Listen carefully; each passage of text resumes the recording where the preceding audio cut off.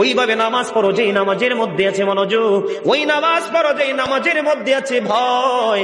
তুমি নামাজটা পড়তে হবে এমন ভাবে বন্ধু, একজন নামাজে দাঁড়ালেন, বন্ধুরে আমার, নামাজে যখন তিনি দাঁড়ালেন, দাঁড়ানোর পরে তিনি বলতেছেন আমি নামাজটা এমন ভাবে পড়তে চাই। কিভাবে পড়ি? আমি নামাজটা এমন ভাবে পড়ি, যখন আমি নামাজে দাঁড়াই আমার কাছে মনে হয় আমি ফুলচেরাতের পোলের উপর দাঁড়িয়েছি।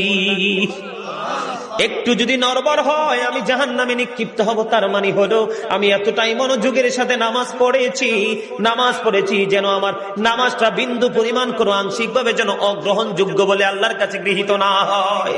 তিনি বলতেছেন আমার কাছে মনে হয় রে এটা আমার জীবনের শেষ নামাজ। আমি এতটা ভয়, এতটা আতঙ্ক নিয়ে, এতটা তাকওয়া নিয়ে নামাজ পড়ি। আমার কাছে মনে হয় আমার পিছনে যেন আজরাইল দাঁড়িয়ে আছে, ডানে বামে সালাম ফিরাতে দেরি রে, আমার কাছে মনে হয় আমার প্রাণ পাখিটা কেড়ে নিয়ে যাবে।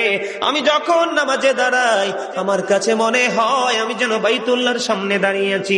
আমার কাছে মনে হয় আমার ডান দিকে জান্নাত অবস্থিত, বাম দিকে আমার জাহান্নাম অবস্থিত। এমন তাকওয়া ভয় নিয়ে নামাজে দাঁড়াই, আর ওই নামাজের জন্যই রয়েছে বড় সফলতা। জোরে জোরে বলুন না সুবহানাল্লাহ, আর জোরে বলুন সুবহানাল্লাহ।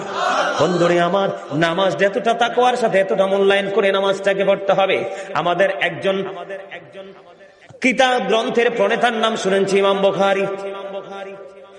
যিনি বুখারী শরীফ রচনা করেছেন, ইমাম বুখারীর নাম শুনছেন নিশ্চয় সবাই। মুসলমান ইমাম বুখারীর নাম শুনে নাই এমন কোন মুসলমান পৃথিবীতে নাই বন্ধু। ইমাম বুখারী এমন ভাবে তিনি নামাজ পড়তেন, উনি যখন নামাজে দাঁড়ালেন বিষাক্ত ভীমরুল তাকে কামড় দিল। কি দিল? বিষাক্ত ভীমরুল পোকা তাকে কামড় দিল বন্ধু। কামড় দেওয়ার দিয়ে কামড় কিন্তু দিতেছে, দিতে 10টা কামড় দিয়েছে, কিন্তু নামাজ শেষ হয় না। নামাজ শেষ করার পরে উনি ওনার ছাত্রকে একটা ডাক দিয়ে বললেন তুমি আমার পাঞ্জাবিটা উঠিয়ে দেখো আমার পিছনে কি আছে। এবার চাইয়া দেখলো বিষাক্ত ভীমরুল পোকা তাকে কামড় দিয়েছে। এবার ছাত্রটাকে ডাক দিয়ে বলল আপনি কেমন করে সহ্য করেছেন? আপনার এত বিষাক্ত পোকা 10টা কামড় দিয়েছে, তার 20 দাঁত আপনার পিঠের মধ্যে বসিয়ে দিয়েছে, আপনি কি অনুভব করতে পারেন না?